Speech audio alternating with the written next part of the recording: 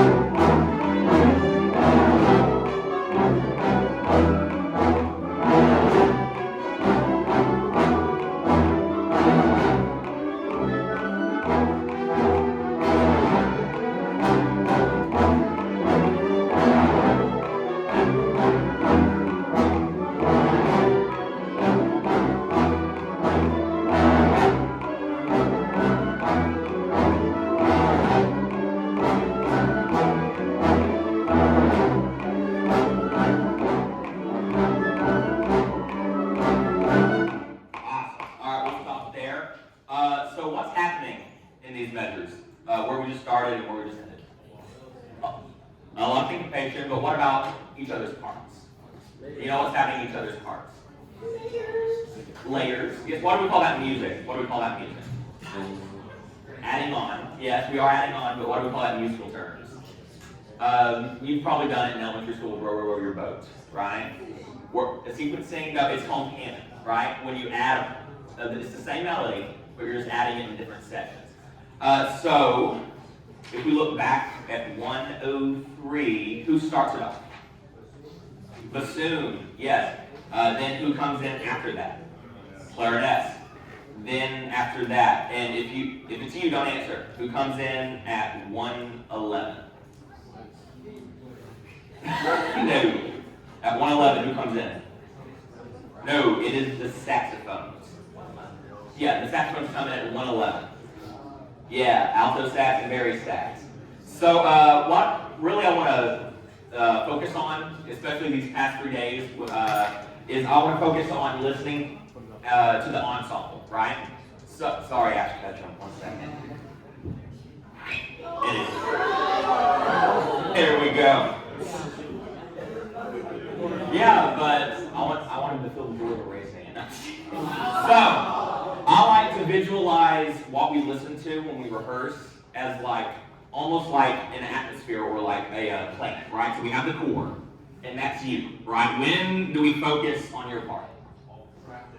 Yes, during practice. That's when you start learning your part. Then we have the outer part right here, and I like to call this your neighbor or your instrumental family, right? So who would that be? Right. It's the person that you're next to. So flutes, it would be flutes, clarinets, flutes, clarinets, so on and so forth, right? After that, what do we have? What do we have after that? No, close. The entire ensemble, right? The entire ensemble. All right. And then there's Nancy. Look at me. I'm smiling because I'm with y'all and I'm learning this piece with y'all. So, in this section right here at 103, who should we be listening to? No. If we're canonizing, right, we're putting layers onto it, who should we be listening to keep on track and to stay together? Your sections, right? Why would that be? Why would that be? They have the matching part, right? And if you listen to other sections, you're going to get lost in the sauce, right?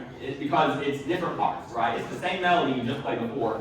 It's almost like that, have you seen those videos where they put a microphone on someone and they push back their audio, but like a millisecond, and so you get lost, right? And they can't speak properly. And that's exactly what will happen if you listen to the other ensembles as you're doing this part, especially just now reading it. So can we do that again? And can you just listen to this circle? Try to blend with your instrumental family and try to get your part clear with each other, all right? Let's try that again. 103, 2 you're in. 2 you're in. We're about to play and we're still talking with each other. Thank you.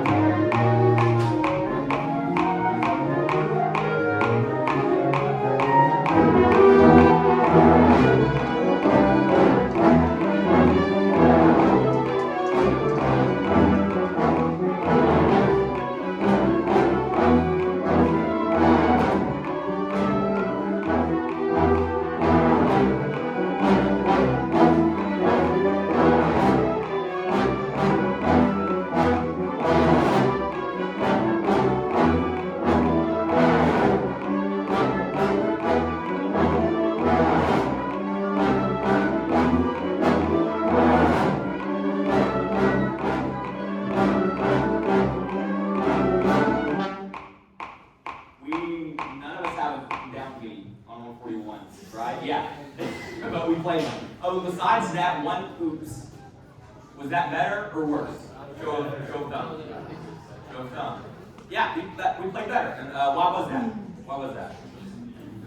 Because you listened to me. No, but you didn't listen to me about listening to each other, right? You listened to each other, you were able to blend your sound together, and it fit in, right? You heard that, right? Where it fit in, even though you weren't paying attention to the flutes, you weren't paying attention to the clarinets per se, you were focusing on your group and it matched together. That was really good. Can we do that one more? I don't know why that tries to crawl down my back every time I put this on. Can we do that again? This time, let's focus on dynamics. When we're entering in, I don't think we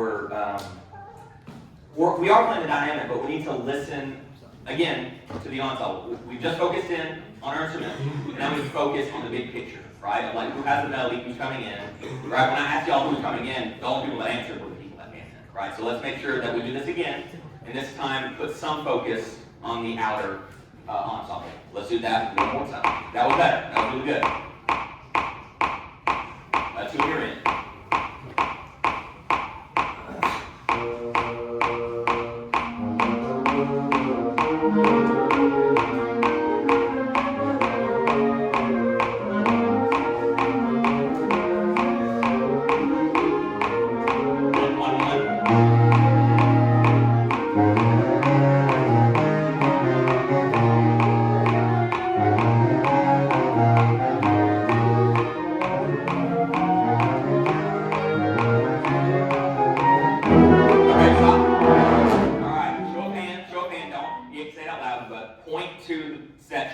Between the beginning where we just stopped, besides the big impact from the brass, that was the loudest. In 3, 2, 1, go.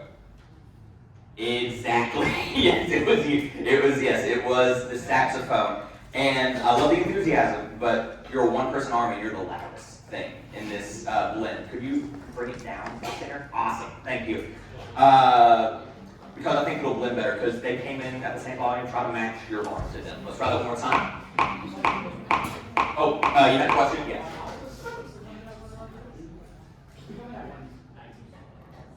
No, alto sax don't come in. Yeah, no, sorry. I mean, I should have been more specific. Thank you. No, yeah, just, yes, very saxophone, yeah. That's right. Yeah, do you're in.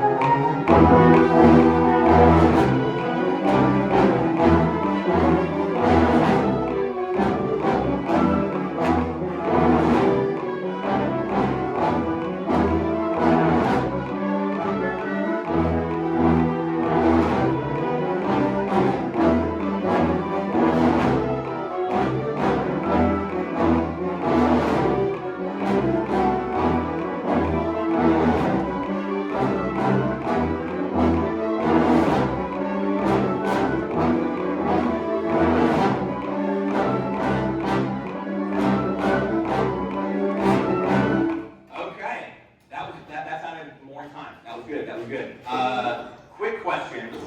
When the brass come in at measure, someone finds it before I do. Thank you. 119. Who has the melody? Huh? A better question would be, who doesn't have the melody? Tubas? Is that why y'all said? Who said? Okay, everyone point to the person that doesn't have the melody. 1, 2, 3. Yes, the low brass. Right. Point to the person that was the loudest just then. 1, 2, 3. Yeah. Yeah. So could we start at 119? Make sure that we bring the bam, bam, bam. I love the sound, like perfect sound. Just bring the dynamic. Like great tone, great sound. Just bring the dynamic a little bit down. Can we try 119? And the trumpets y'all play out. 2 in your end.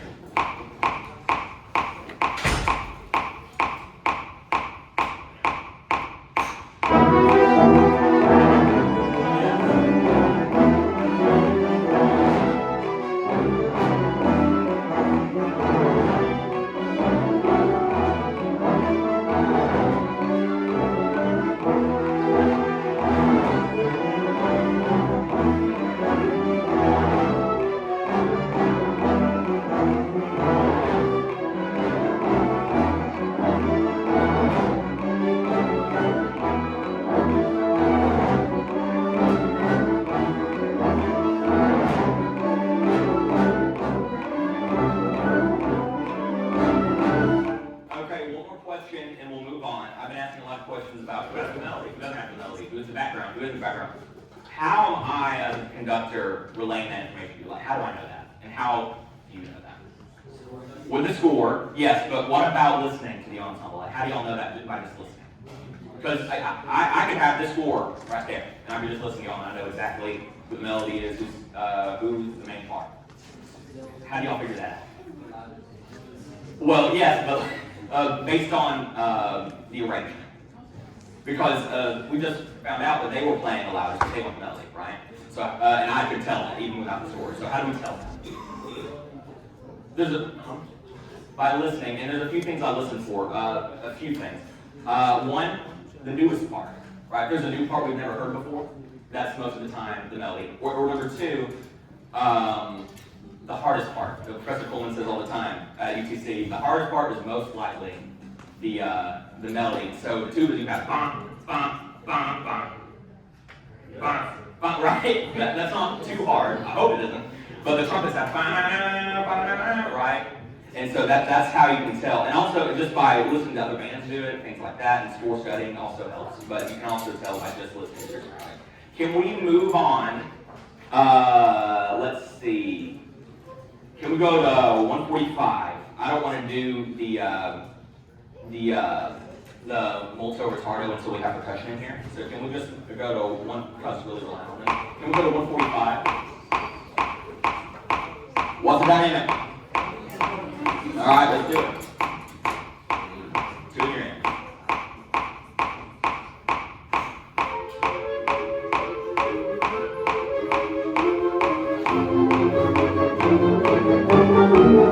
Oh, come on. You can give me better than that. How many F's is that? How many F's was that? 0. Let's do it again. 145. Yeah, come on. Because you were just playing your heart out a few seconds ago. One time.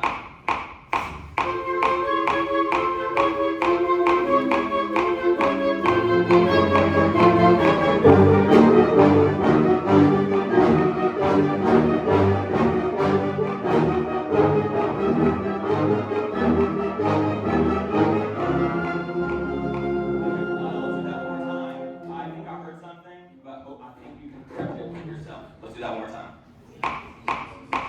To your end.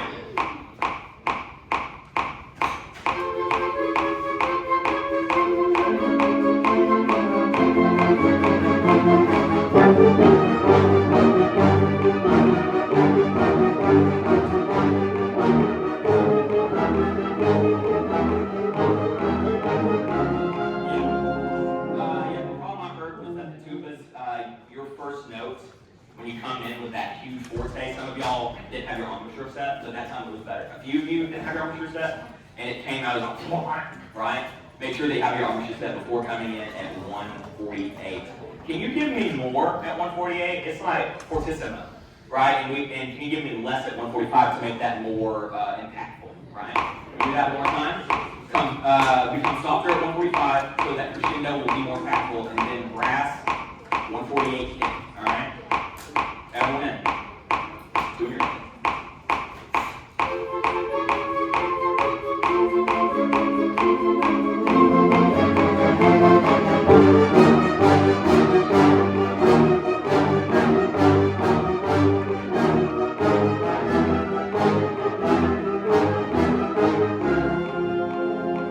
Yes, that was much better. Let's see, there's something I think it was. Yeah, we still have some we're having a hard time getting into 148. I think it's just because we're not having the rest of the court, we're not preparing our own preparing time. So can we just do the hit of 148? I'm just going to give you 2, and then just hit it. No, just the first note. Do that each time. Let's try that. So 145 to 148, stop right on that downbeat.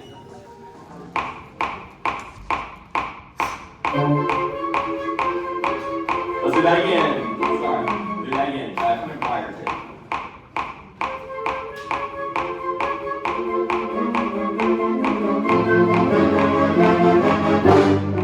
Yes. All right. Let's do it again.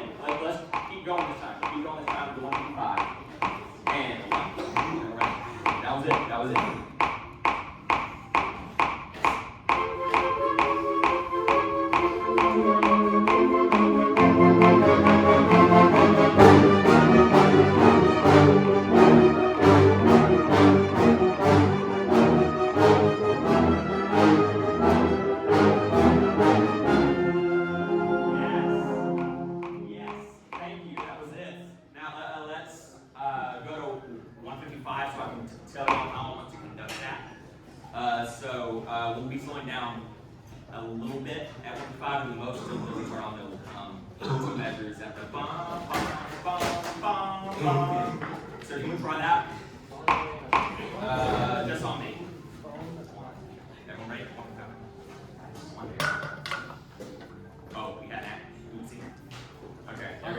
You ready? All right.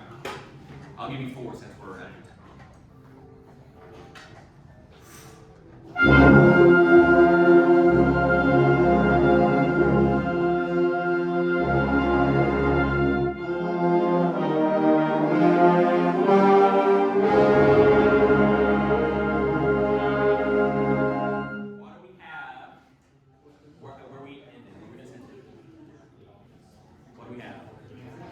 Everyone together. 1, 2, 3.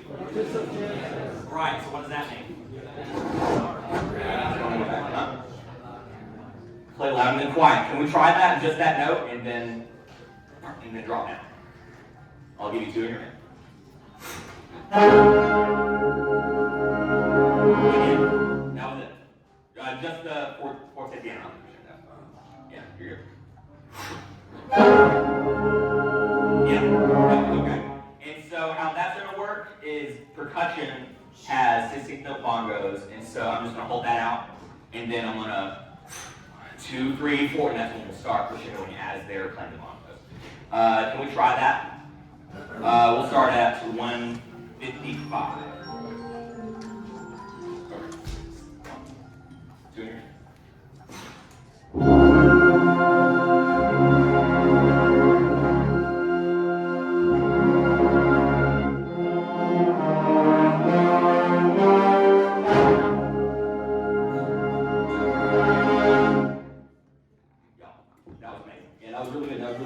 So when percussion comes in here, you'll need to focus in and listen for them for that cut off.